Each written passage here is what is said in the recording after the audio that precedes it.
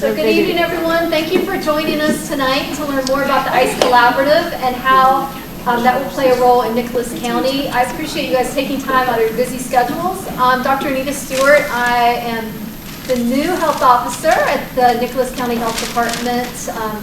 I've been serving there as an interim for the last 14 months and will be moving into a full-time position very soon, or in the process of that. I've served also at Fayette County Health Department for the last 6 years and have worked in different organizations in Fayette and Nicholas counties since 2010. Again, thank you for coming. Everyone in this room certainly cares about this community. And one of the things that I find so impressive is how you guys care about your kids. I have been so moved from just experiencing this as a mother, and we have 3 children, my husband and I, and seeing just the compassion and care and dedication to building safe and healthy communities that our families can grow in. And I can't state that enough. There's a lot of communities that struggle to find that nice mix, and that's something that I feel like in Nicholas County, you guys have already really figured out and are a model community for others to follow. So this work tonight that we're going to hear more about, I think will really help to tie the positive things that are already happening here together, and then to help grow from that great things to really help to move the needle in making our communities healthier and safer. So just a brief, the ICE Collaborative, ICE stands for Integrated Community Engagement, and the mission of that is to strengthen our protective factors to help keep our communities safe and to reduce and delay the onset of substance use disorder and high-risk behaviors. And so it's basically, it's a drug program that's not about drugs. So this is primary prevention. We have 2 of our guests here tonight are coming from the Prevention Research Center out of WVU. And so I'll just do some brief introductions for them. The first is Jessica Kaufman. She's sitting over here to my right. She's the program manager for the West Virginia Prevention Research Center in the WVU School of Public Health. She's been with WVU since 2002. She holds a bachelor's degree in history and was awarded a Master's of Arts from Appalachian State University in Appalachian Studies in 2002. She joined the West Virginia Prevention Research Center in 2019 as the project manager for the Integrated Community Engagement Collaborative. She currently works on several projects within the PRC, helping to coordinate grant evaluation and qualitative research methods and activities. Dr. Christensen, here to my left, is an associate professor of public health at West Virginia University School of Public Health and Center PI for the West Virginia Prevention Research Center. He earned his PhD in social medicine from Karolinska Institute in Sweden in 2010 and was a postdoctoral fellow at Columbia University in New York City between 2010 and 2012 before joining faculty at WVU. Dr. Christensen has published widely on the Icelandic prevention model, as well as more generally on adolescent behavioral development and well-being of children and youth. Currently, he is the principal investigator of several U.S.-based federally funded studies, including the Young Mountaineer Health Study funded by the NIAAA and the Integrated Community Engagement, or the ICE Collaborative funded by the Centers of Disease Control and Prevention at the West Virginia PRC. He has published over 110 peer-reviewed manuscripts in scholarly journals within public health, health education, preventative medicine, and multidisciplinary journals focused on adolescents.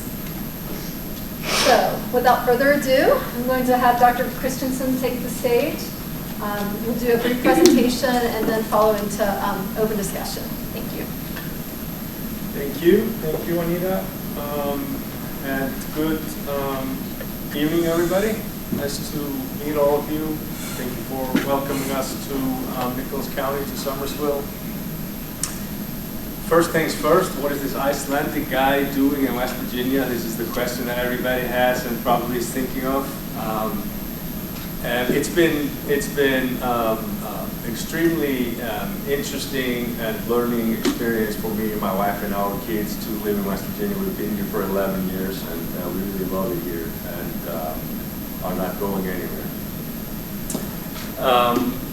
You know, I was a postdoc, I was looking for work, I applied for places, and we ended up in Morgantown, and just a great place to live. Somewhat surprisingly, people often ask me, so when are you leaving?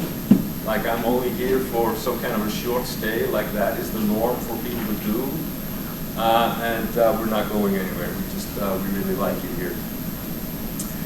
I began working on something called the Icelandic prevention model about almost 20 years ago. I was still a graduate student, and then I moved on to doing my doctorate. I was working for a research center, and I was fascinated with the way that they were approaching prevention, which was slightly different from what we so often see. You see, in the US, and this is actually true for many other places also, we have this tendency to think that people that work in public health should make magic happen in 6 months or 12 months. And we run them through this sort of a hamster wheel grinder of short-term grant-funded programs where they are supposed to change the world and then move on to the next grant-funded program. And you know, the public health worker in this country is sort of like a hamster on a wheel running grants programs, grants programs, grants programs, and communities become used to this cycle. They become kind of immune to this cycle after a while. And so one of the things I learned when first I moved here and I started participating in different projects. I've traveled all around the state during this time and worked with people in lots of different counties and different health departments and boards of education and different organizations. And this seems to be very much the normal thing to go around. You just kind of filter 5, 10, 15 different grants at a time, and that's just all you do. Basically, we are all in this game of chasing the money, and then there's this massive apparatus around accounting and bean counting and deliverables and so on and so forth, and our communities just kind of stay the same, you know. So one of the things I was so fascinated with going back when I started this work with people in Iceland was this idea that, well, first of all, let's think about a little more long term than just 6 months or 12 months at a time. And secondly, let's try to utilize local wisdom with expert wisdom so that we can move forward together as opposed to this sort of top-down approach that's much more common. You know, programs are usually packaged. They come down with mandates, and we have to follow that mandate. And so, you know, for most of you, or probably all of you that are used to running grant-funded programs, that comes with the funding line. The funding line mandates you count these beans, you count those beans, you skip these ones. But, you know, the reality is that communities don't really function in short-term programs. Communities continue to thrive and live, and people stay. And after a while, they become used to this, oh, okay, so you have a grant. So what do you need now? You need to collect some data. Okay. Are you going to leave anything behind for us? No, you're not going to do that. Okay, so what is the deal here? You know, are you going to do this for a year or two and then go? And this becomes kind of normalized, almost a numbing kind of experience. So Iceland decided to take a very different route a number of years ago. And they went from having some of the worst numbers in youth drug use in all of Europe to the absolute bottom or near the bottom. And that's essentially what the Icelandic prevention model is about, and our version of that is called the Integrated Community Engagement Collaborative, or the ICE Collaborative. And that's sort of, we're trying to preserve the relevance to Iceland, which is where I'm from. So these are 3 lines that demonstrate repeated data collection from 1997 all to 2020 for 3 major measures of drug use among 10th grade youth. The green line shows prevalence of kids that have been drunk in the last month. In 1998, that was 42% in Iceland. So almost every other kid admitted to having been drunk, not just tasting or sipping of alcohol, but actually being drunk. And as I'm sure you know, with drunkenness come along all kinds of associated problems like increased risk of violence, increased risk of getting into being subject to violence, increased risk of car accidents and sexual risk-taking and all kinds of things. At the same time, 23% of our kids were daily tobacco smokers and 17% were using cannabis substances such as marijuana. 12, 13 years later, these numbers are 7, 5, and 3. But it took 12, 13 years. No short-term grant-funded program enables this kind of change. It took something else, some kind of major environmental movement to actually get that moving. And I think that, you know, these long graphs really show two stories. On the one hand is this story of the downward trend. And there are new kids behind each of those numbers. These are new 10th graders every time. They're not the same people. And then there's the story of sustainability. You know, the last 10 years, things have stayed low, which is really interesting too, and really quite a progress. So what happened during this time? What's changed in the environment during this time? You see, if our approach to substance use prevention that Iceland was using in the 90s, and most places actually are still using, which is to try to teach kids about the dangers of drugs or the harm of drugs and hoping that they will make good choices if they are in challenging circumstances. If that would work, we wouldn't have many of those problems that we have. The issue is that what Iceland started doing here was to start shying away from this idea that teaching people to act differently will actually enable them to do so, and then their lives will be different. You know, if this mantra will teach people to act, they will act, and their lives will change, if that would work, we wouldn't have the opioid crisis. We wouldn't have the obesity epidemic. We wouldn't have many of the public health problems we have. Because the fact of the matter is, people act like their communities act. So as long as communities stay the same, they will continue to act the same. If we look at the distribution of risk behavior among youth in different places, drug use, for example, is not randomly distributed in the population. It's not just a hit or miss who chooses to begin using drugs and then leads into further drug use. It's actually very concentrated. There are certain communities that provide most of the new users. There are certain communities that basically produce most of the problems. And people that work in public health, they know this, and they have known this for a long time. So what do we need to do?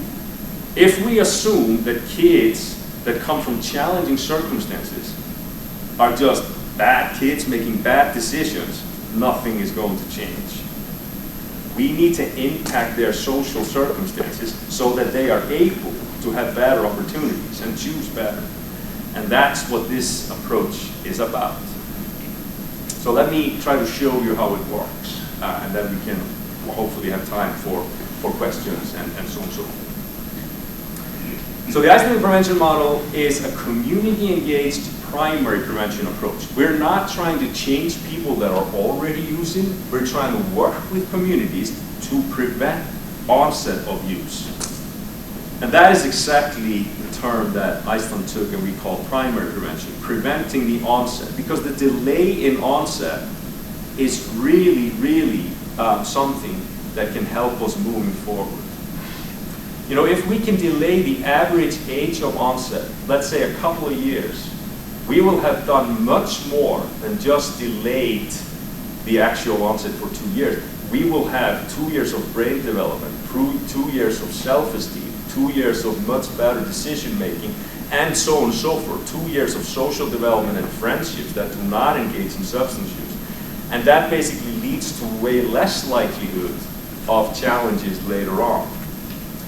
The Icelandic model is not a program. It's not a packaged deal where we will come into communities and start telling everybody what to do.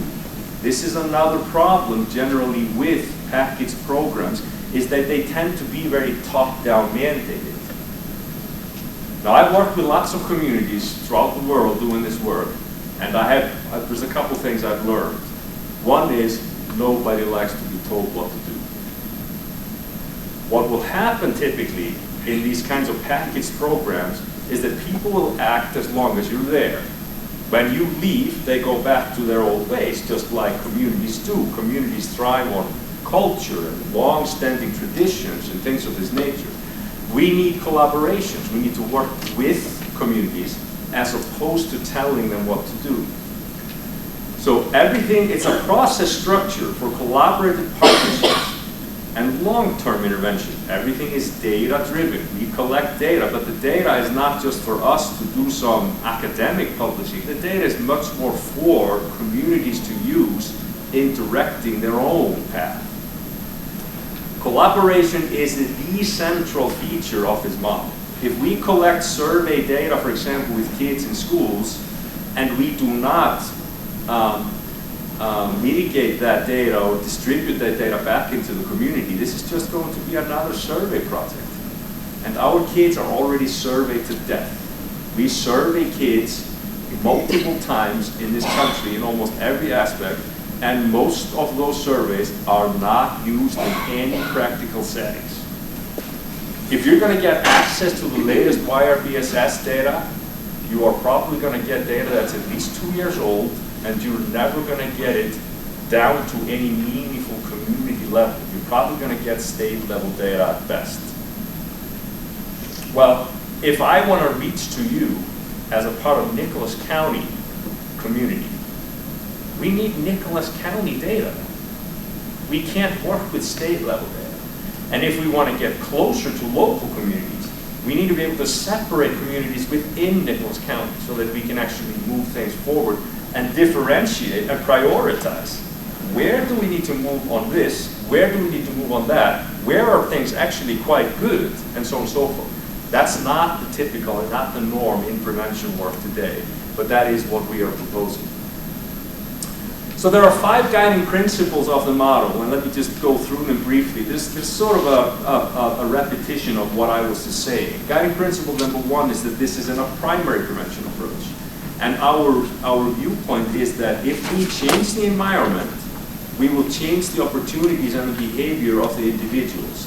So as opposed to trying to teach kids to act differently, let's work on their environments and assume that they will therefore make different choices because their opportunities and support networks will be changed.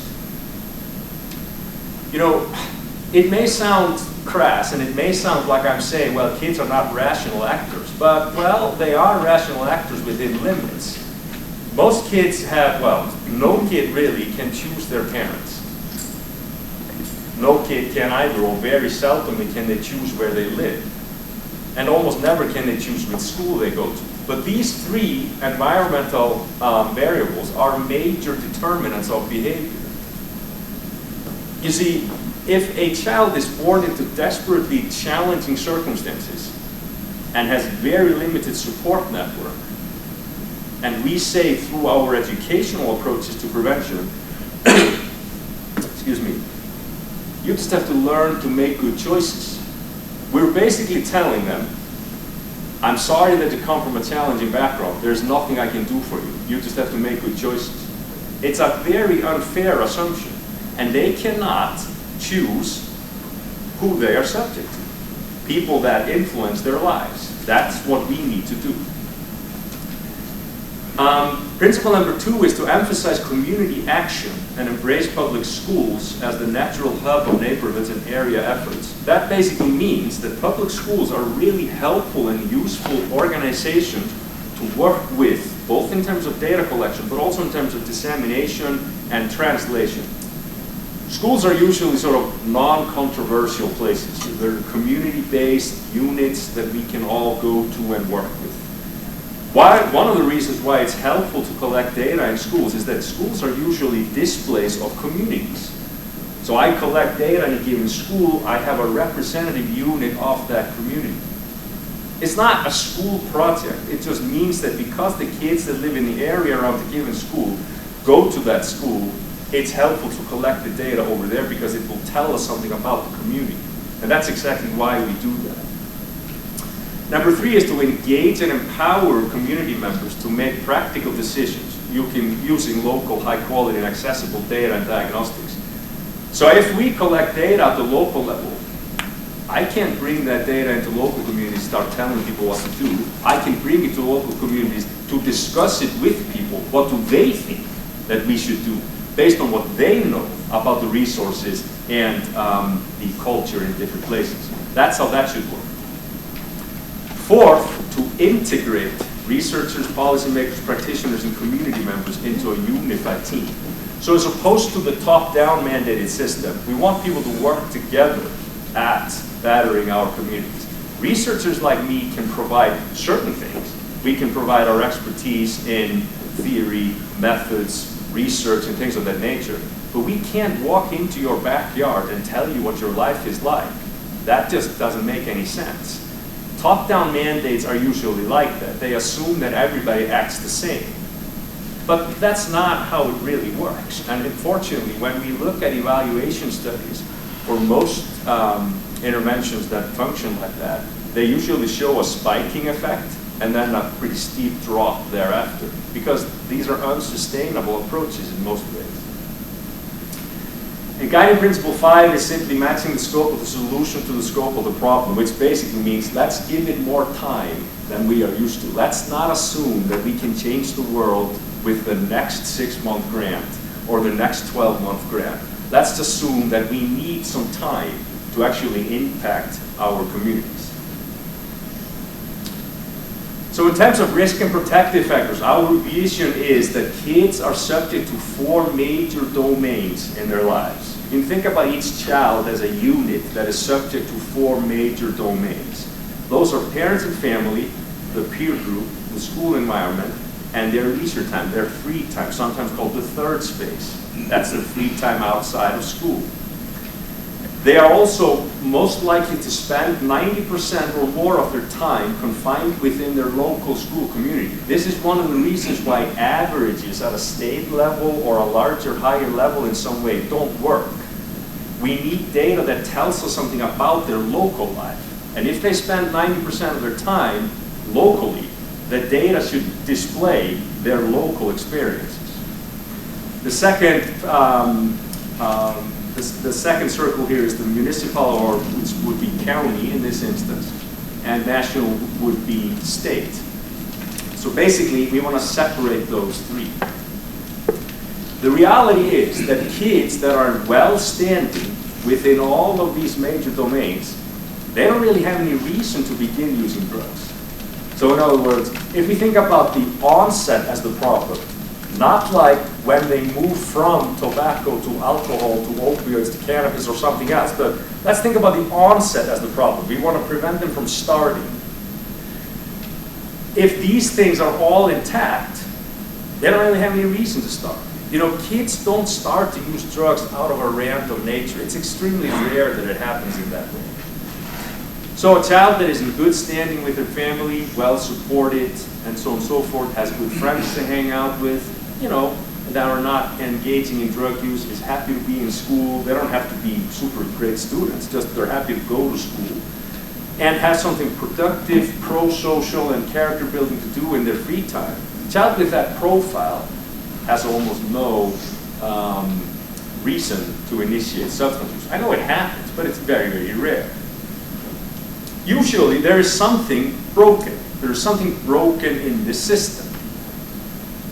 And in my experience, having worked now for 11 years in West Virginia, collected data in probably 15 or 20 counties out of the 55 counties in the state, traveled all around the state and worked from north to south and east to west, I see that there are these 2 pieces here are very, very often missing. Lots of kids in West Virginia do not grow with adequate family support. I mean, we have counties in this state where half the kids do not grow up with their biological parents, as I'm sure you know. Lots of kids also have almost nothing to do in their free time. So let's think about this. I'm 14 years old. I'm going through all the sort of physical and hormonal changes of puberty. I have extremely limited support in my home, and I have nothing to do in my free time. This is basically a ticking time bomb. This is a recipe to continue with the same situation. We're basically telling kids, go out there, enjoy yourself, take some risks. I have nothing else for you. That is what we need to change. So the way that this works, and this is sort of getting into the weeds of it a little bit, is that we have these 10 steps that we follow on an annual basis. That's how the ICE Collaborative functions on an annual basis.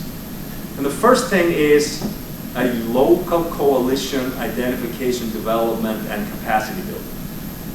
It seems to me that Nicholas County already has that coalition. So that's fantastic. We're past step 1. Step 2 is local funding identification, development, capacity building. Why is that especially discussed here in step 2? Because we have this tendency in this country to think that primary prevention should only be done by volunteers. Primary prevention is soft, something we do for free with our left hand in our free time.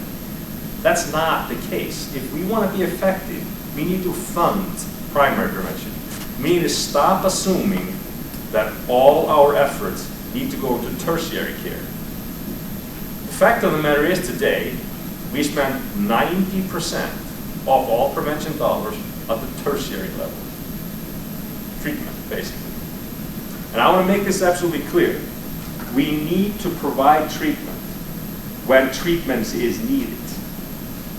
We cannot just tell people that need treatment, well, you just have to become more physically active and start eating healthy. It's too late for that. It's way too late for that.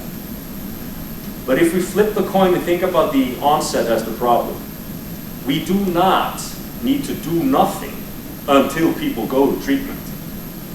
If that is our population policy in prevention, then we are using the least effective and most expensive way to do prevention. The least effective, most expensive way to do prevention. And that is because the success rate of drug treatment is extremely low, as I'm sure you know. It's about 5%, sometimes even lower. Secondly, when people need to come to drug treatment, they usually have a long path of challenges behind them, which is time out of work, expenses for the judicial system, worried parents, crime, and so on and so forth. You know, stuff that you all know. So we need to start thinking about, okay, well, can we flip this argument and just work forward and upstream rather than downstream all the time? And that is sort of the prevailing situation. And we can, and there's plenty of literature and research that support this, and most of that research is from this country.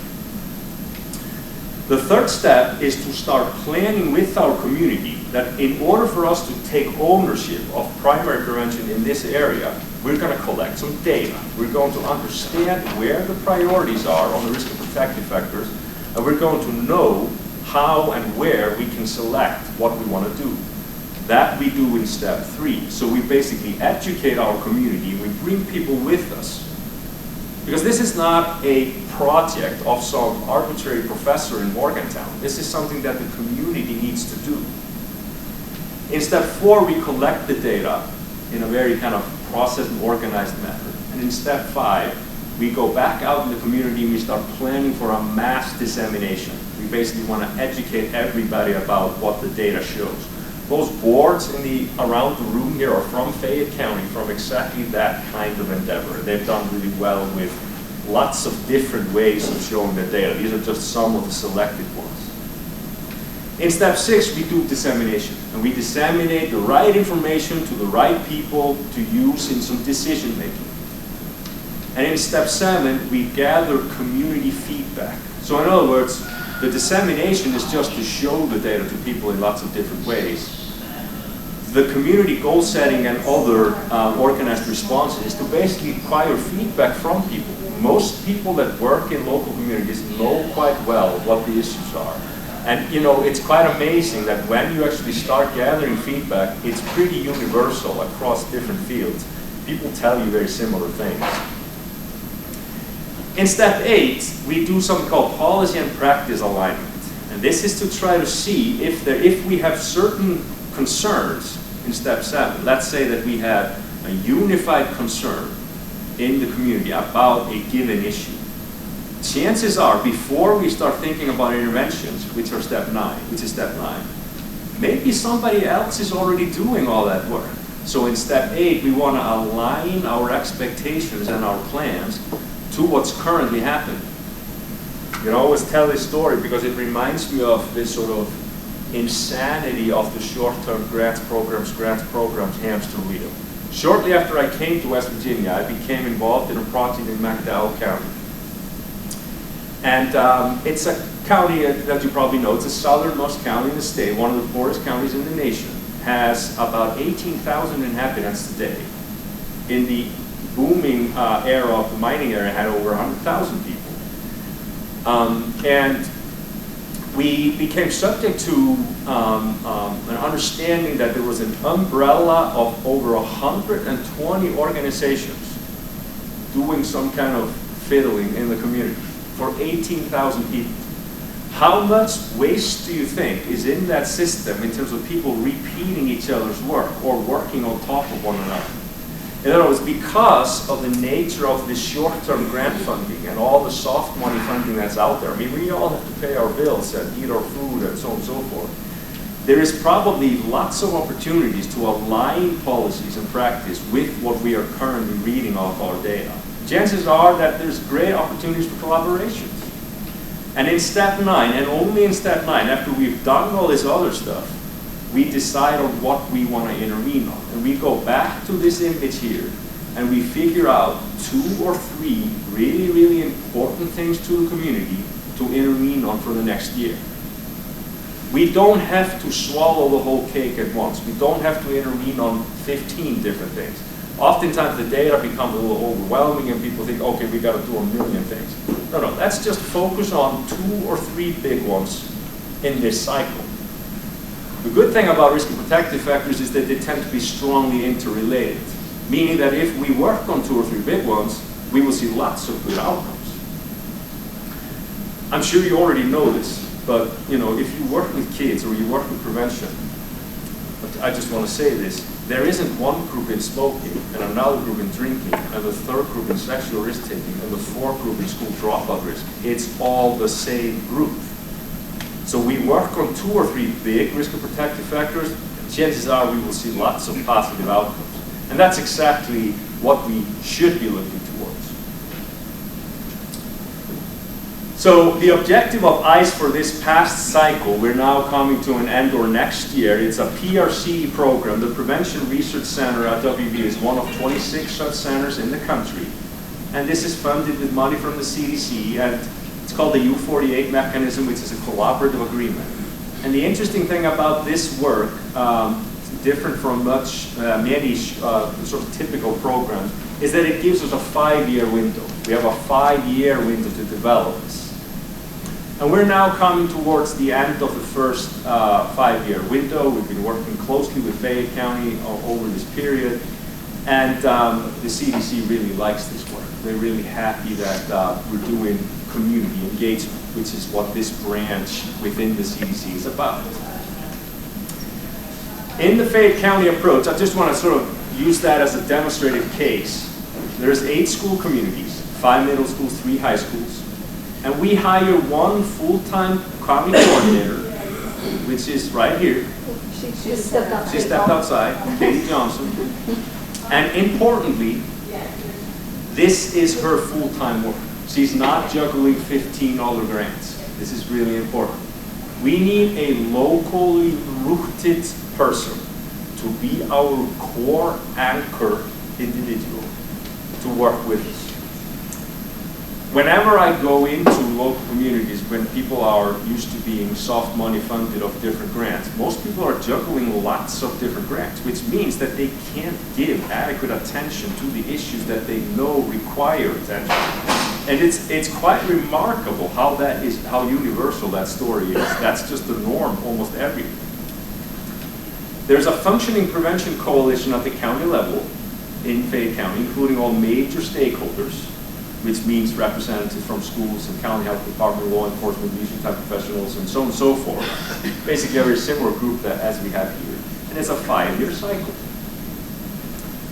Now in terms of division of labor, we provide a process structure, which is a structure to do and work through the 10 steps, funding for a full-time coordinator and school incentives for data collection and travel reimbursement. In other words, we pay the schools to collect the data for us.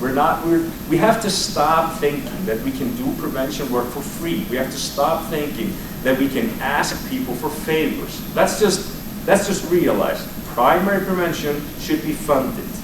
It should not be some leftover size of something. And actually, cost-benefit studies show repeatedly that primary prevention is way more cost-beneficial than secondary or tertiary care. Technical assistance through regular meetings, bi-weekly meetings that my colleague Jess Kaufman runs. Data processing, cleaning, analyzing, and reporting, and evaluation of county implementation. The county teams, they fill out like a monthly process type of report that we use to discuss what needs to happen, where are you standing now, and what do you want to do moving forward. In Fayette County, they have the annual implementation of the 10 steps. That's what they oversee. School data collection, dissemination of the survey findings on a mass scale. Some of are on these boards, as I said earlier. Garnering community feedback, ensuring local involvement, and to nurture collaborations. Conduct interventions. Whatever they have chosen is most important. There are no mandated interventions as a part of the work. And completion of the monthly process report. And the monthly process report is the way for us to bean count all the things that they are doing. But what they choose to do is largely decided on locally. Because the idea, remember, this is a collaborative, it's not a program. The idea is that they're much more fitted to decide what may work in their backyard rather than us. Let me show you a few findings just for fun. So these are smoking rates among middle schoolers. These are all the schools in middle schools in Fayette County, and here's the total for the county. So during these years, from 19 to 22, 4 surveys, we have a healthy reduction from 17 to 10%. And you can also see that the variation between the schools is quite a bit. So for this school, we have 25 to 13. For Valley, for Fayetteville, we have a plateaued situation. This is exactly why local data is so important. The school communities are not all going to be the same. So if some are doing well, fantastic. If some others need more support, then let's prioritize working with them. E-cigarettes, which are of course sort of big issue in many places, the total for the county goes from 22 to 15. Again, really healthy reduction. But the differences between the schools are also quite a bit. Valley, 41 to 23, and then creeping up a little bit, but still very different from the start, 41 to 27. Same for Meadow Bridge, 28 to 11. But then again, this school is actually increasing, which gives us, again, the same kind of opportunity for prioritization. Drunkenness, which is, a really big problem with youth, because alcohol drunkenness tends to come along with all kinds of other problems. 11 to 6 at the county level, but the county data only tells you a portion of the story that's happening in the school communities again. And interestingly, you see that's always the same school here that is either increasing or plateauing. That's exactly the reason that I talked about earlier. There isn't one group in smoking, another in drinking, and so on and so forth. You may have a challenging cohort in a given community at any given time. So if that is the case, then we can focus on those if we have the data to differentiate. So for this next cycle, based on our feedback, we know that the CDC is supportive of the work that we are doing, and they like this community engagement approach and this long-term thinking. That's very helpful. But in the 24 to 29 cycle, we are in the midst of writing the application now. They threw us a bit of a wrinkle or a wrench that we have to work with. The CDC submits to us this document called the NOFO, or the Notice of Funding Opportunity. It was released about a month ago. It specifies what they call PRC categories and priority populations and dissemination and implementation science gaps. Unfortunately, there's no clear focus on substance use prevention and children and youth, but there's plenty of opportunity for health promotion. which is almost the same thing as primary prevention. Remember, this circle is not about drugs. There's nothing about drugs in this figure. So we're going to focus here on what we call category 9, which is to increase physical activity and reduce disparities in physical activity participation. Now, interestingly, kids that tend to be physically active tend to be less likely to use drugs, display better mental health, do better at school. So in other words, we can still run the ICE Collaborative in a very, very similar fashion and focus on physical activity as a portion of the intervention materials. And that will be our plan for the cycle, hopefully here in Nicholas County as well as elsewhere. That's my spiel. Do we have time for questions or, yeah? So I know some of you that are on the city council have a meeting at 7, so if you do need to excuse yourself, if you haven't, looks like they might have already done so. But certainly, I would like this portion to feel open and for people to ask questions and to engage. And remember, from someone that's done this in Fayette already for the last 4 years, and this is Katie Johnson. She is our ICE coordinator for Fayette County. So please, like, she is a wealth of knowledge and will be acting in a mentorship position. Nicholas, during this 2024-2029 cycle. But what I see from being in Fayette and coming to Nicholas is, again, there are a lot of strengths here. It's just getting everyone at the table, making sure that we're on the same page, making sure that we're not doing 15,000 surveys in the schools. We've already talked about this at some of our coalition meetings, really trying to work together as partners because we all have the same goal here, is, you know, to build healthier, safer communities. And so really leaning into this opportunity to collect this data. One thing that I will say briefly about Fayette is that this opportunity for us has garnered the ability to gain about, about $2 million in grant funding that we wouldn't have otherwise been able to have. So having access to the data is really critical. We ran into this when we were working on our drug-free communities grant. I know a lot of you also need data for your programs. It really helps to support that, that aspect. So really thinking about how we can be at the table together, work together, solve our own problems. Like he said, like, they're not going to tell us how to fix ourselves. Like, that's our job and our community's jobs. And frankly, one thing that you hadn't mentioned is it's our kids' job. So making sure that you have youth at the table is really key for this. So I would just like to open it up for questions, very informally, and then certainly, you know, we can continue to grow discussion from there. Don't all like jump in at once. Katie, could you tell us a little bit about some of the things that Fayette County has chosen to address and what those programs are?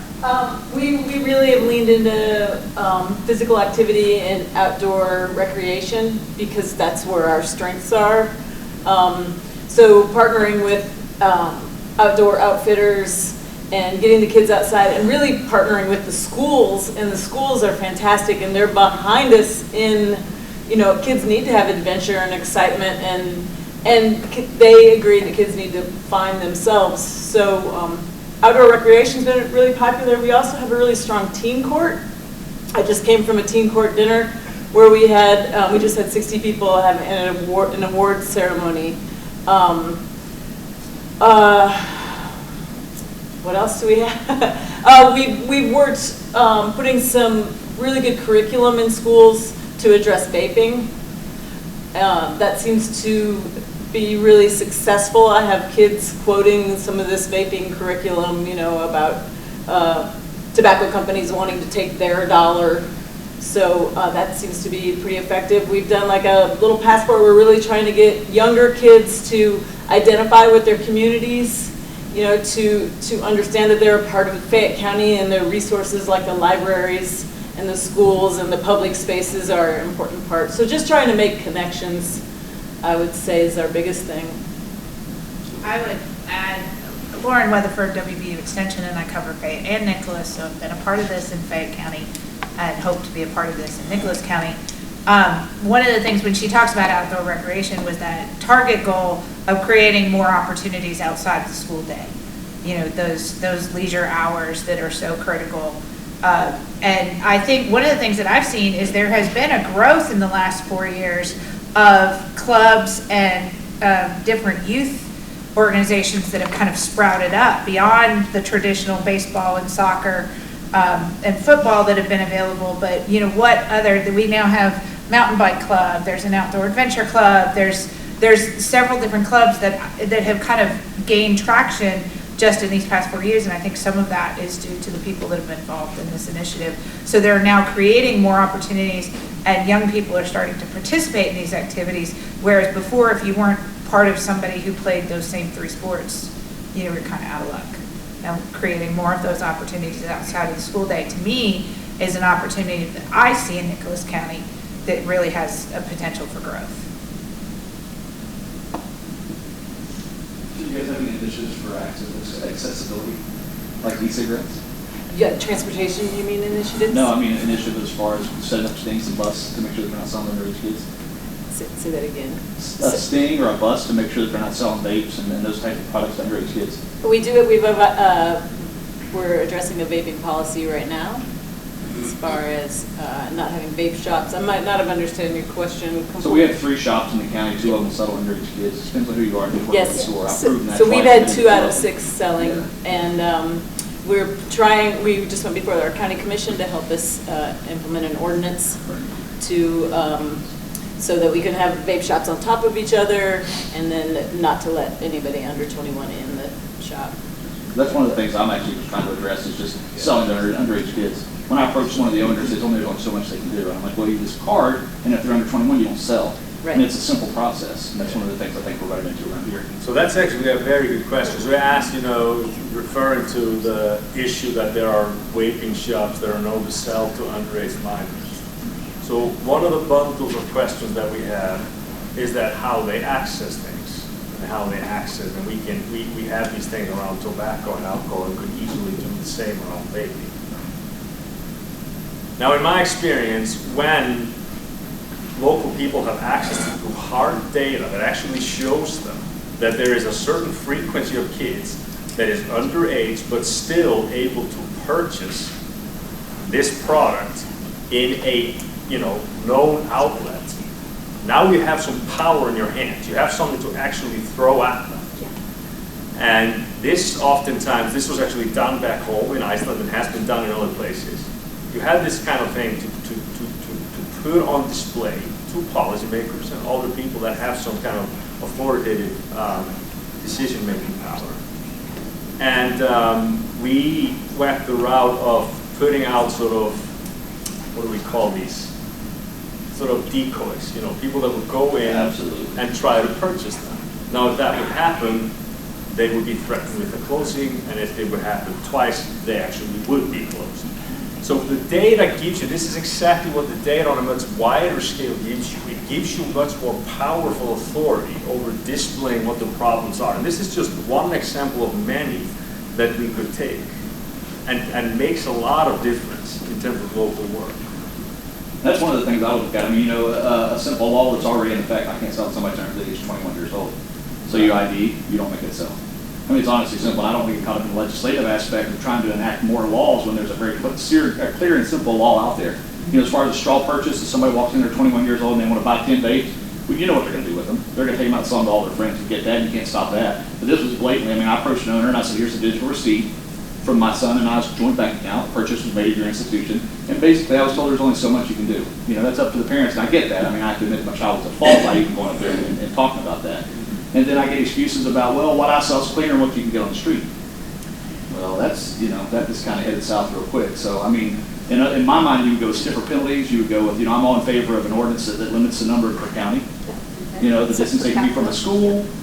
Stiffer penalties as far as, your first or second purchase. If it's the clerk that's actually receiving the fine. I believe the cigarettes, they fine the clerk and the facility. And you start bringing them up. You want to sell underage kids, we'll make it you can't afford to. But I mean, to me, those are laws that already exist. Maybe we could tweak some legislation on that and just take that approach, because that's exactly, I have one child that's graduating high school this year and one's entering the 8th grade. And it's a huge problem, huge problem. And there's only 3 places they can get it. Enforced. Huh? The laws today, they need to be enforced. Absolutely. Right. And they're not being enforced. Absolutely. So this is something that this instance, the vaping instance, we have taken this information to some of our legislators, and some of those also represent Nicholas County, and they did try to pass some legislation this year, introduce some legislation. So I do think there'll be some traction. But certainly for me, as like the health officer here and someone that's worked on this in Fayette and now in Nicholas County, it makes me really inspired that you're even talking about this, and to think that this is a possibility, that we can implement something like this. So I think being able to have the local data and then having everyone here at the table to say, wow, this is something that we could work together on, let's attack it through these 3 things, with policy being a really critical piece to that. And I guess data collection is a little bit tricky, because I collect my data after Brent take my son's car. I mean, you know, that's how that works. Where'd you get this? What's this? You know, I mean, we got real like nuts and bolts about it. But it's just like, you know, it's a very simple thing. If somebody's under 21, you don't sell to them. That's a huge reduction right there. Huge reduction, because what they're doing is they're putting their profit in front of my child's health. You know, and then you start out with that, and you make your way to Delta 7, Delta 8, Delta 9, they sell Delta 9, Delta 7 and 8 places. You know, I went to Charleston back before trying to get 7 and 8 as a controlled substance. Right. You know, I was very heavily lobbying for that, because what it is, it's a gateway. People can say it's not a gateway. Might not be for everybody, but that's a huge problem we have here in Nicholas County. And there's your 7th and 8th and 9th graders right off the top. Then all of a sudden they discover that, and they discover their dab wax. You know what dab wax is. And all of a sudden you find a foil and a Yeti cup. There's just a lot of aspects. And then you get into the training of grand families. They don't know what to look for. That's why a dab pen looks like a pen. Yeah. It looks like USB. You know, it's a computer thing if you ask your grandma. You know, they're able to hide those things. So training on that aspect as well. Like I said, I have a senior and a 7th grader going into the 8th, and my senior's graduating this year. Very little to no drug training at all. There's never been an aspect where families go in and they actually teach them what those things are. So I'm hoping that that's part of the approach here that we can work on for that. And then I hear on the radio that I think it's Logan County lost all of their social workers. I'm going to try to come up with that. Lincoln County, all 6 or 8 of them they've lost.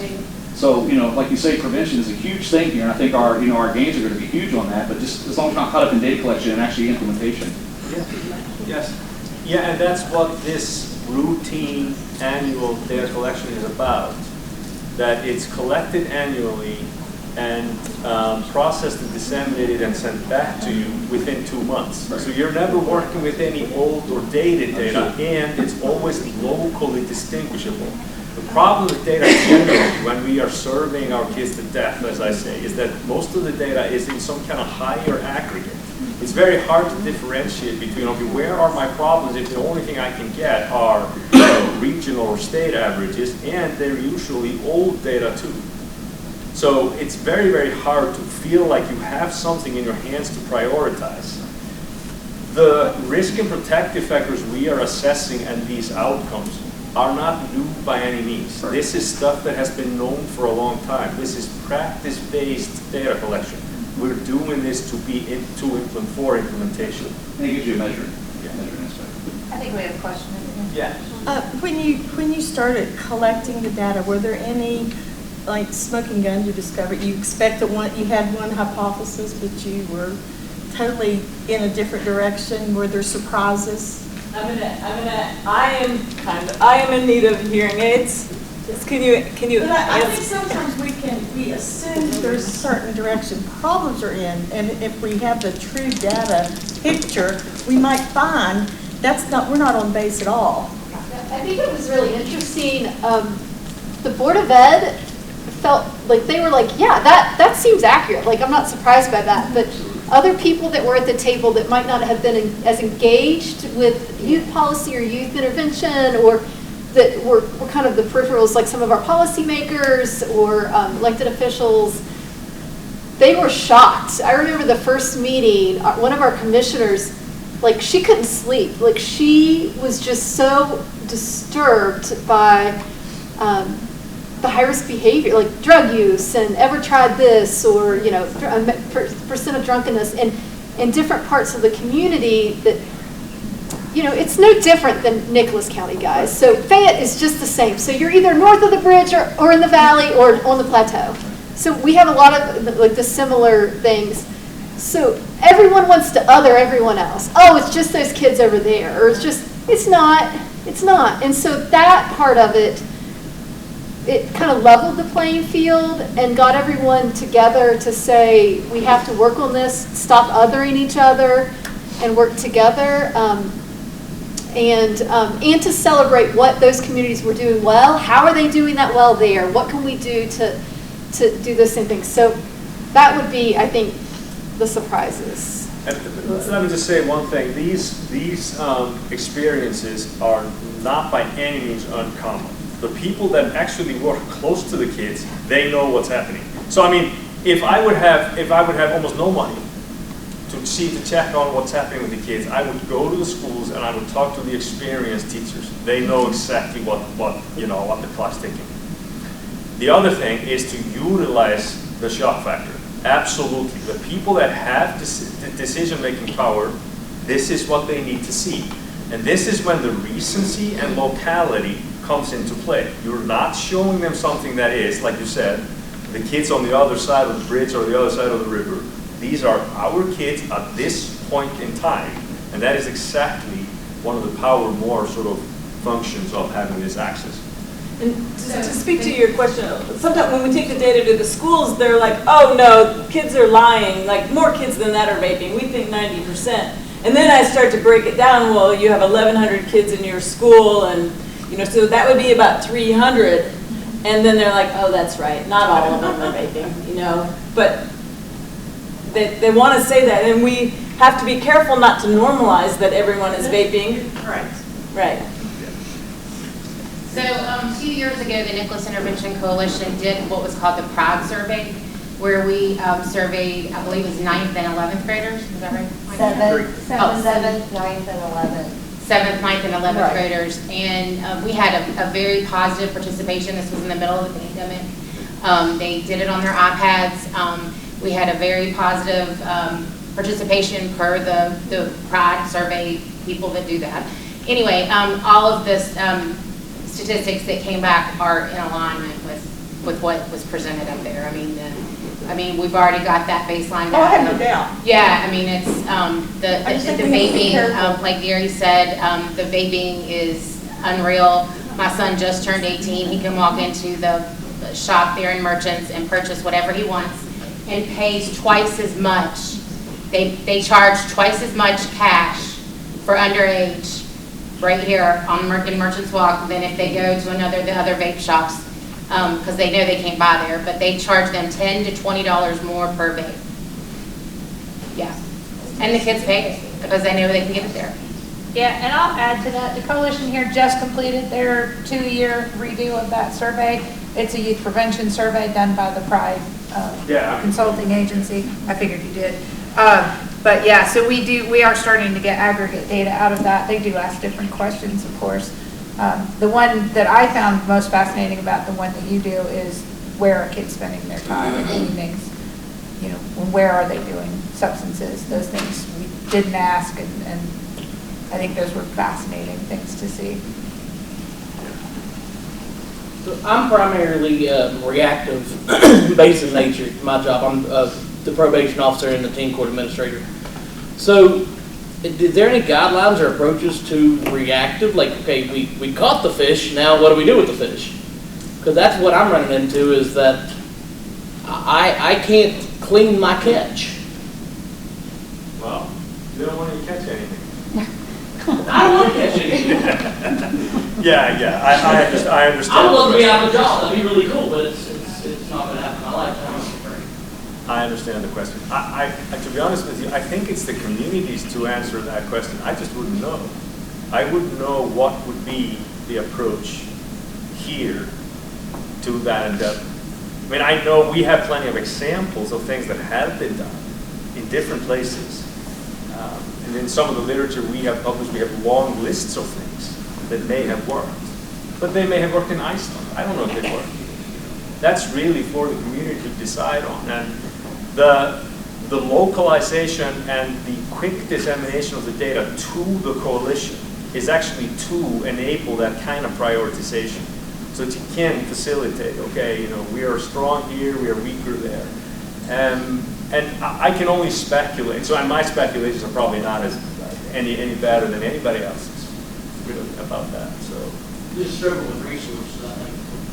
I would encourage you also, because we have to make sure that the kids are at the table. Right. So having them, facilitating them, like with them to solve these problems, especially the adolescent age group, they thrive on peers. They don't listen to me as a doctor. They don't listen to, me even as a parent. You know, we have some influence. I know that there is some influence and there's data to support that, but it's a lot of peer-driven decision-making. So one of the things for us in Faith that has been really helpful is asking them and then hearing what they have to say and then implementing those things. And an example of that is they've asked for a camp, like a way to do like outdoor adventure in the summer when they're not at school. And so really making sure as this group that we are involving them, that they do have a seat, that they have a voice, and that we're listening, I think can make a big difference in how things go. What process did you go through to identify all the primary stakeholders of your community to just make sure everyone is at the table? Because we may have an identified coalition, but we may not have everyone at the table. Yeah, and that's why you're here today. Yeah. So I certainly have left people out and not on purpose. It's hard. It's really hard. So I think it's up to each of us to say, you know what, you know, yeah, we don't have Faultus here. We don't have the Office of Emergency Medicine. We don't have the sheriff here. We, you know, like really thinking about where are those gaps, and sometimes those partners change depending on what's happening in communities as well. It might look different in different parts of our community, but I really think it's important to know that this is an open space and that everyone's welcome to the table, because it takes all of us. It takes every person in this county to be engaged, and it takes a village to raise a healthy community. So really, there's no limit. And sometimes even our most unexpected partners have been our best partners. So businesses come to mind pretty quickly for me and for Fayette County. So. Well, one thing I would like to add to that is that, you know, the long-term thinking, having a 5-year window really matters. And, you know, there's a saying in public health that says, attention is the treatment. And what the routine data does is that it focuses and gives you a sustained attention on the same issue. So my experience has been, after 2 or 3 cycles, the group becomes really cohesive. It is not something different. It's not another 6-month blah, blah, blah something. It's, okay, the data's coming back. Here's an assessment of where we have been. Here's an assessment of where we want to go. We now know how to read this data and make our own decisions. And that truly serves as like the glue that keeps it all together. And when we have the opportunity to present and display localized data that is new, recent enough for the actual people that are living through those experiences to see them on a board of some kind, people really become interested. So I think, you know, if the coalition is already quite large, you're going to have lots of attention, which gives obviously opportunities for, you know, resource allocation and that kind of thing. I would just like to say that I think that all of us have the responsibility of recognizing who's not at the table and bringing them to the table so that we can create that community with true unity to where we can work together at this. It's not going to be one organization that solves this problem, but our communities are dying, and if we don't do something, then we're not going to have anything left. So I think this is wonderful. Thank you, Anita. Thank you, Dr. Christensen, for coming. And I think, why wouldn't we? You know, I mean, we're sitting here running in circles trying to figure out the solutions to the problems. And here's a really great tool that can help us get there. So I'm all for working smarter and not harder. Is it within your survey or within your wheelhouse to take it down another notch? I mean, because it seems in this area we're heavy on trauma-based addiction. So, you know, is there the opportunity to add question is, are you a victim of physical abuse, neglect, emotional abuse, neglect, or sexual abuse? So the tool, the surveys that we use include questions that are validated and have been used in multiple studies and places, but there's always some room for additions that are locally based. It's not a lot, but some, and if there are particular issues that we are concerned with, we certainly will do that. For example, when Fayette County earned their DFC grant, they have mandates in there for some Bean County measures to be reported back, which is just what grants do all the time. And instead of them sort of implementing another big survey and, with all the resources and hassle and noise that takes, we just added a piece of a few questions for them. And that was pretty simple to do. Our process for data collection is very rigorous. We work very closely with the schools. We pay the schools hard money to collect this data for us, and our response rate limits are 80%. 80% means that if you are a group of parents in a given school, and I bring you 80% response rate from this particular school, you cannot look away from that data. There is no way that you can tell me that these are not our kids, these are the kids across the river or somewhere else. And that's the idea. We want to be locally relevant and timely at all times. Any other?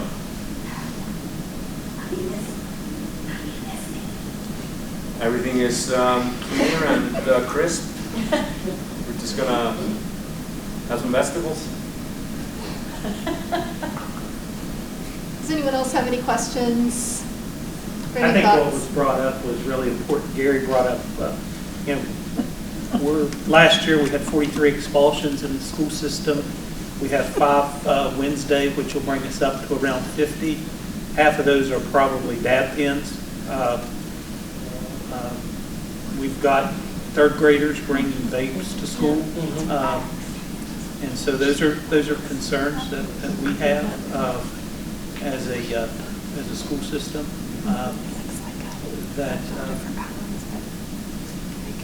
It's been hard trying to deal with that many expulsions and try to do preventative work.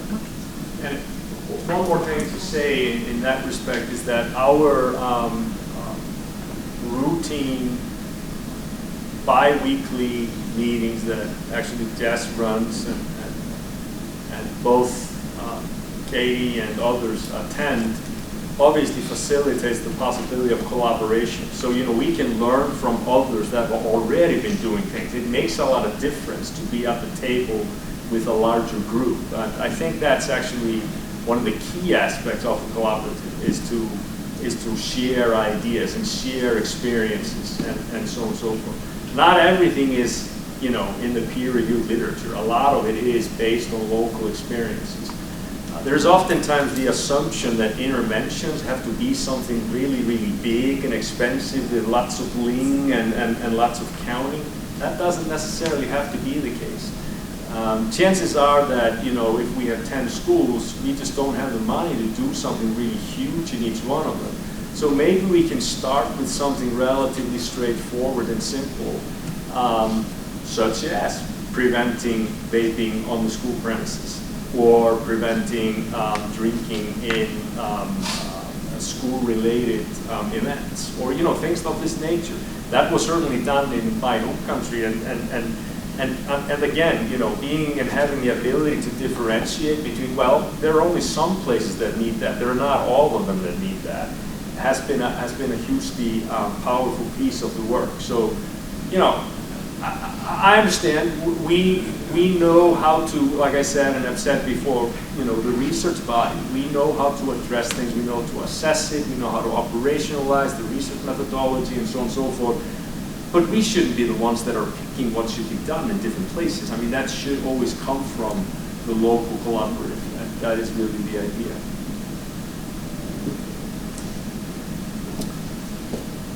All right? Shauna, do you have a question? Yeah, can you tell us in Fayette County, how is your engagement? Was it at the school board level? Was it individual schools? Was it the faculty? Was it the principal? What was your engagement from the schools in Fayette County? So Shauna asked, what level was the engagement with the school? Was it at the school board level? Was it with each school, like with the principals? Was it with the staff, the teachers? What was the capacity? All of the above. We started with the higher level, school board and the superintendents. And then implementing the surveys, we went to the principals, and then they appointed some teachers, you know, to be their key teachers. But it turns out that the school personnel, the faculty, are the most, in my opinion, they're one of the most important people to have at the table and to be looking at this data. You know, they know our kids better than anyone. So we're super fortunate to have the school board and the superintendents behind us. And that also, if somebody might be a little bit behind in the survey completion, we can say, you know, to the superintendent, hey, this school, we need help. Yeah. But yeah, and as we progress, now that we're in year 4, the teachers are waiting for it. You know, it took some time to get some buy-in, but this year has been really fun to take the data around because they know about it and they're really looking at it closely now. And just to reiterate, you know, out of the 10 steps, these things that you asked for are baked into the cake. So, you know, there's a reason why the steps are in this order. The first one is to gather a group like this, and the group should be, you know, relatively solid. Then it's the funding piece. But the step 3 is really about this preparation. We don't just show up cold turkey in the schools and start asking for surveys. They should be prepared. We should be able to answer all the questions beforehand, garner their support, make sure that they are funded to participate, and so on and so forth. That's what step 3 is about. So when we move into data collection, they are ready. They know that this is coming. And we have plenty of flexibility in terms of time. We don't mandate them all to collect the data on the same day or anything of this nature. You have to understand that, you know, at the end of the day, the solid and the quality of the data is really the key thing that keeps it all together. When we disseminate the data, we do it in a number of different ways. You know, social media, you know, lots of things. But our best vehicle to get the data out is to do a data walk, where we use posters like this and have them around a room. So the organization that we're presenting to, we break them up into small groups, and we might give them a prompt, you know, to look at, like, how would I change the data or what stands out to me. And then we have them walk around in small groups and talk amongst themselves. And sometimes we'll have students or partners in the coalition facilitating, but the best comes from when people are talking amongst themselves and coming up with ideas, and then seeing those ideas be implemented is really powerful. So you're letting your communities solve their own problems, which you're going to have way more buy-in than just like anything we do here. Ownership, you're going to have more success. Right.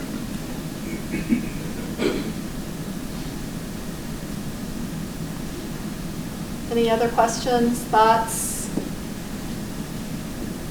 Yes, Jeannie? I'm thinking about when we were talking about, you all were talking about what you implemented in Fayette County as far as the children wanting to do camps and then, you know, having ideas. Did you address or have an issue with travel to any of these activities? We're so rural, and I'm thinking about how kids want to participate and do things but maybe don't have travel. You know? Transportation is our biggest barrier in this state and probably across the whole country. This is not unique. So I think being creative about how we work together to solve that is really important. I think working with our partners, our schools have been a huge partner in busing kids, even with bus driver shortages. Somehow they figure out how to help us with busing. And then also, honestly, guys, this is something we need to solve anyway. And if we can use some of this data and some of this discussion to solve that just purely from public health, we're going to be way ahead. This is probably something that's on all of your community health assessments. I'm sure it's on the comprehensive plan for the county. We just had the regional meeting here locally about transportation. And so, we really need to dig in and figure that out. And so if this is the group that says we're committed to do this, let's think creatively and innovatively and get some funding or use opiate settlement funding or whatever we need to do to solve this, then let's do it. It's going to change health outcomes and community outcomes overall, as not only helping our kids, but for everyone that lives in this community. So that's a great question. And we see it with people get back to dark. For anything, so that's not just I taught a program, an after-school program called Sparrows, and it funnels through teen court. So the kids who've been in trouble, whether it be for vaping, THC, or some other juvenile delinquent crime, breaking and entering, battery, they go down to the program and they get counseling, they get help, they do community service, they do all the requirements of teen court. I don't have an issue getting the kids there. I have an issue with the parents coming to pick them up. The bus is on the way, they'll drop them off at where I'm at. But I can't get parents to come and get it. So, one of the biggest barriers that I'm seeing is parents, is family or lack of parents. My caseload, I have great-grandparents that are raising kids. I have various uncles, aunts, strangers. The DHHR, they're sitting with a 12-year-old kid right now in a hotel room because no place in the country wants to take this kid. So it's a real challenge trying to find a way to transport kids, take care of them when you're dealing with it. I don't know. I've talked to probably half this room about voicing my complaints over these issues and I like to reframe things as opportunities, and I think that transportation and specifically the issues that you mentioned are huge opportunities here. And the fact that you already have something that's sort of in place that captures this group is really important and worth mentioning. And I certainly think that this is something that we can figure out and work together on. Again, these are things that if there were answers and easy ways to do this, we would be doing them already. We have a lot of smart people in this room that are very committed to our community. But I do think we can continue to move forward and use this, as hopefully a launching pad to make this progress. And I think we have a lot of pockets of good. Yeah, there's way more good. Yeah, way more good. And again, from someone fairly new to the community, we moved to Mount Lookout, my husband and I and my 3 children, from Fayetteville in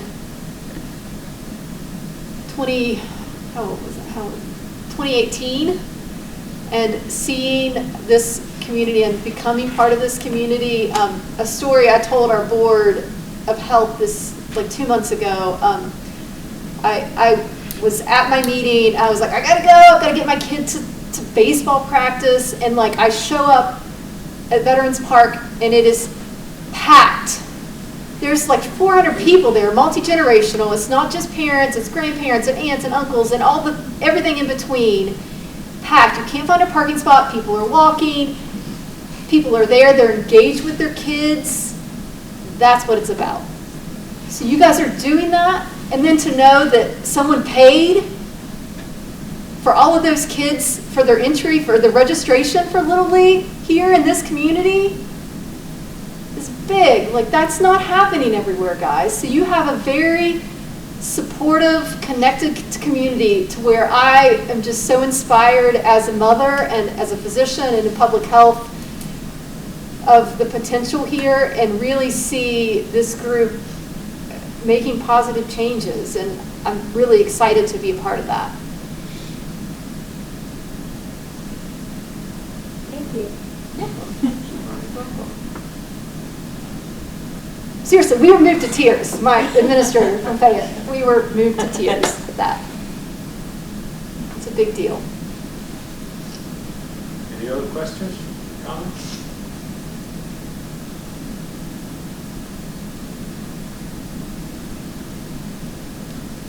Maybe when it talks about local funding, maybe you can nail that down a little more. How do you go about that? I mean, I know Dr. Stewart was talking about, and we do have some of the youth athletics here, which, we've been doing that for years and have generated, a lot of revenue for the kids. So we have tried with that organization, and I bring that up because that organization has been able to fund kids so they have the ability financially to participate in sports. We all know that kids that participate in sports have, decreased risk of drug use, depression, etc. So where it talks about local funding, I mean, we do that for the youth athletics, which is, again, pretty much earmarked for athletics. How do we go about local funding for this type of organization? Well, in this instance, we're talking about, I think, two different things. One is how to fund this operation. And we would provide, off the CDC funding, a leadership position for the council. That's part of the grant. In terms of what to do in terms of funding activities, that's a separate thing. But your access to the routine of the data certainly plays a big part in that. Because having that access on an annual basis enables you to both apply for funding, argue with your local elected officials, get anybody to the table that may have resources of that nature. And in my experience, usually the local data functions in all kinds of positive ways in that respect.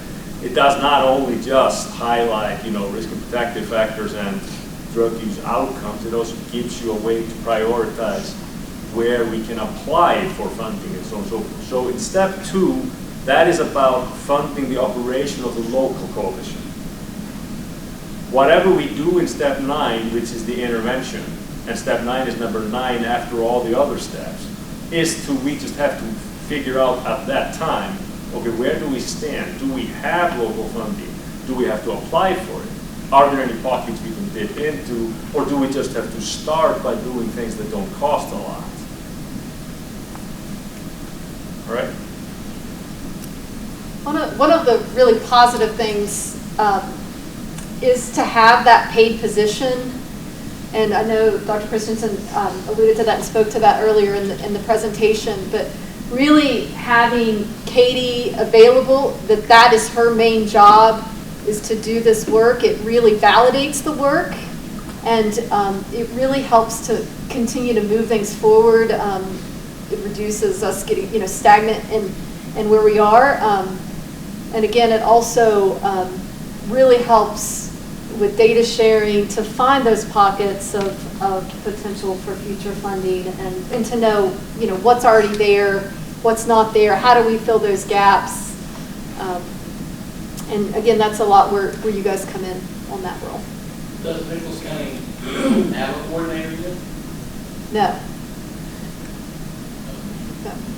This is our very first meeting. We've had discussions at the Prevention Research Center at the School of Public Health, but this is our very first meeting with Nicholas County to just discuss the idea and just to make sure you guys want this here. I mean, sometimes locals are sometimes proud and they don't, we don't want this here, or we're already doing this, or we don't need another investment, we're good.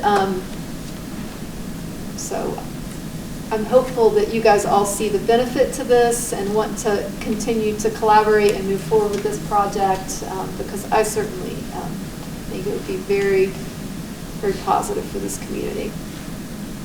And we will be continuing to work with Fayette County for another cycle, presuming that we will get the funding. It's never guaranteed, but we're pretty hopeful. we have every reason to be optimistic.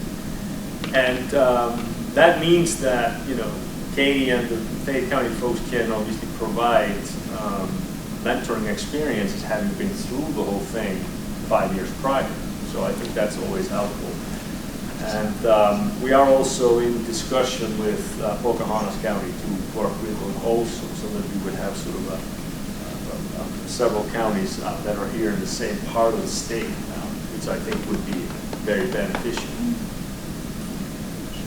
How many counties in West Virginia are participating? So in this last cycle we had 2, and this next one we're going to have 3. The previous work that we did, which was more sort of seed funding and so on and so forth, included probably about 6 other counties, but always for a sort of a shorter period of time. This last 4 years, that will be 5 before this starts, is really the first time we have been able to do this on a level and scale that it really is required. And the findings from Fayette have really, you know, given us several reasons to be very optimistic moving forward. There is so much what I call Band-Aid methods. There are so many Band-Aid methods used in prevention. There are so many short-term solutions where we think we have some kind of magic pill to change communities in a year or 6 months or something like that. We really need to start thinking much more long-term about this, and, you know, for communities to just kind of develop and take their own ownership of things. And so having a 5-year window now is something that we didn't jump into. The system back home where I'm from doesn't rely on soft money. It's basically a system where the municipalities, which are kind of similar to the county units here, the municipalities have funded the operation, both in terms of the data piece and the key individuals that are paid to do the work. And so that has basically been paid for by local tax dollars, or local tax kroner as it's called over there. But the idea is the same. You work in 5-year intervals, and as opposed to, you know, working in these kind of short-term programs all the time. And the results, as I said in the beginning, took Iceland from some of the worst numbers in Europe to either the bottom or near the bottom in most categories.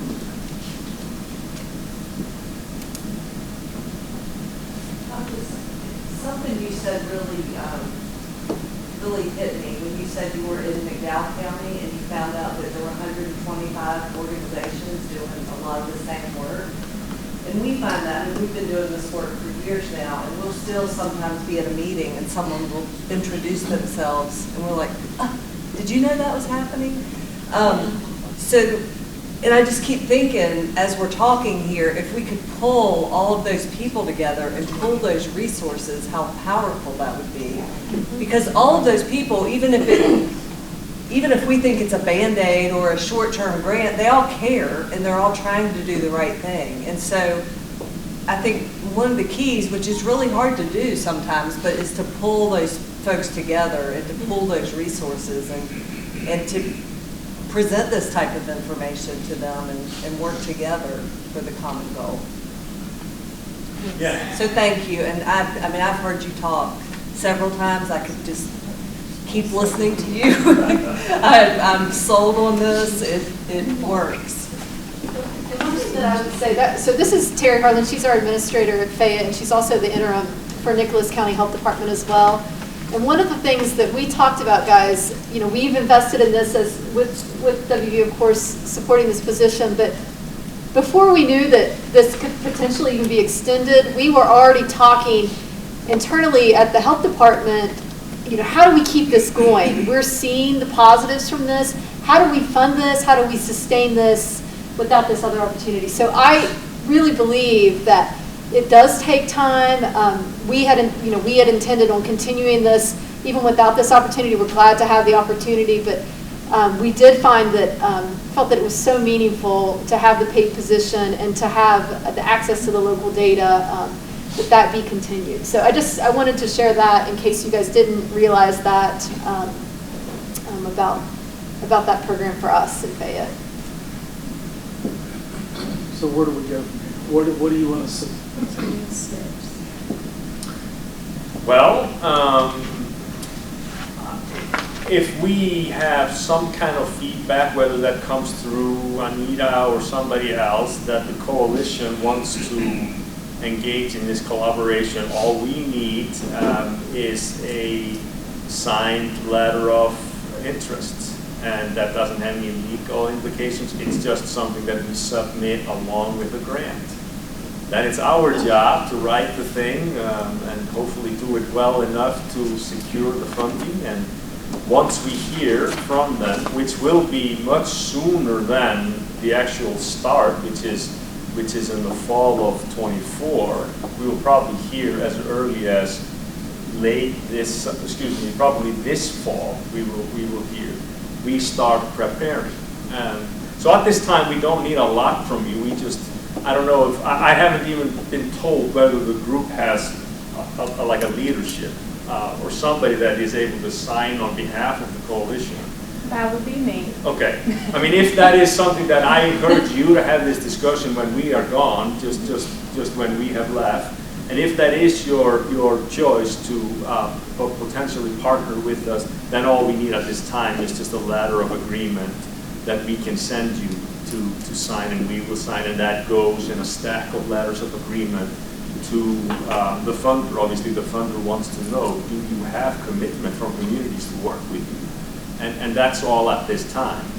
Usually, if let's say that the funding comes through, we want to start a few months earlier, hiring the position and preparing the schools, because we want to run into data collection immediately. And if we have that, we are basically past the first 3 steps in the first year. And then we will start doing lots of community training and things of this nature. So through your grants, you'd be fully funded? For one position. Us? Yes. Well, the PRC program at the CDC funds partial time for faculty, full time for a number of staff, but we have to supplement our work with different pockets of money. What are we looking to cost to the county per year?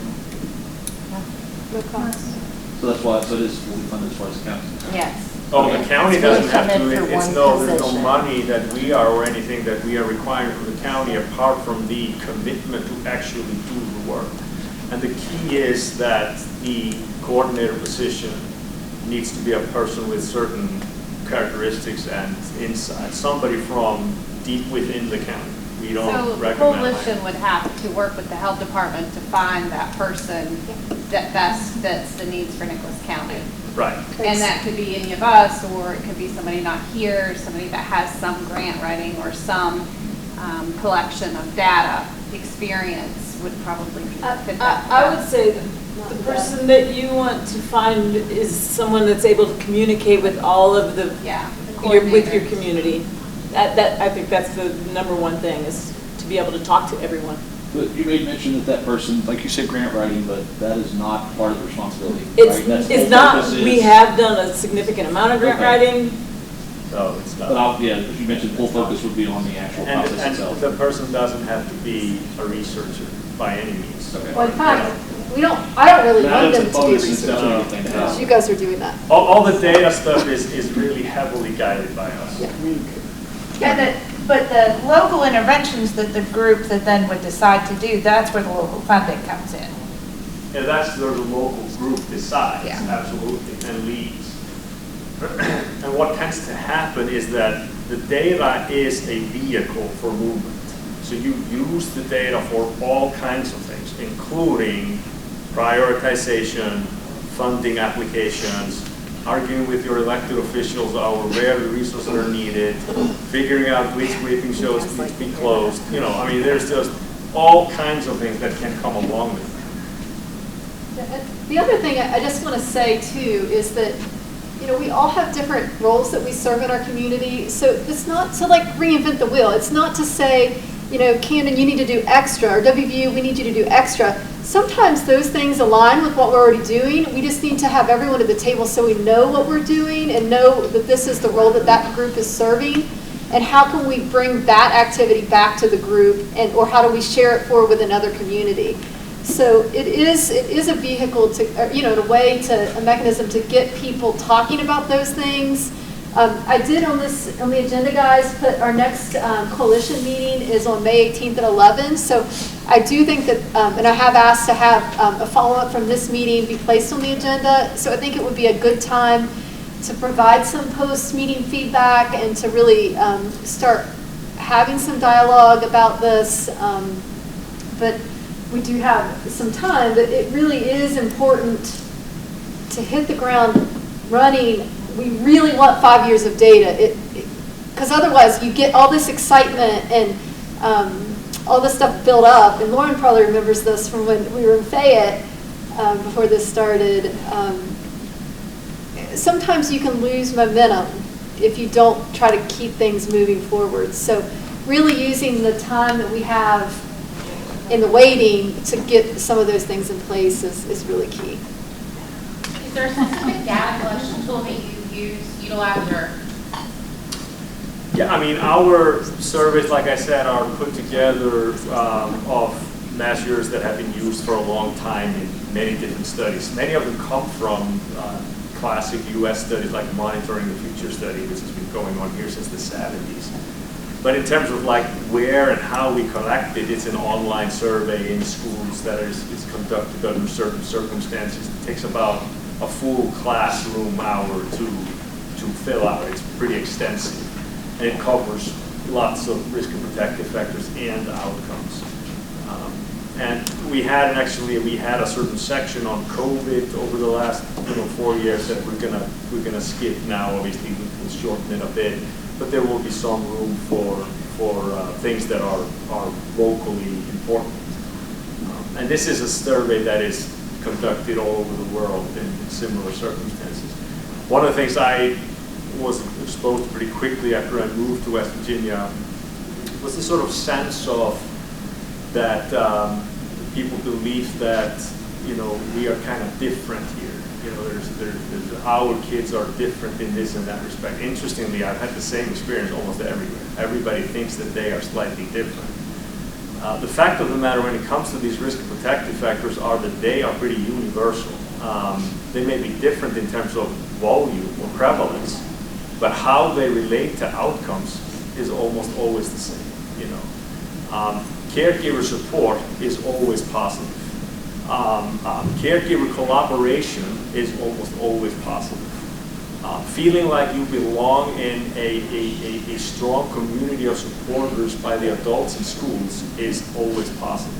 I mean, these are things that are almost always universal everywhere. And I've done this data collection in over 30 countries with different organizations. And it's pretty amazing, Kids are not very different in West Virginia or in Iceland or Norway or Bosnia-Herzegovina or Mexico or Chile. They are basically very similar.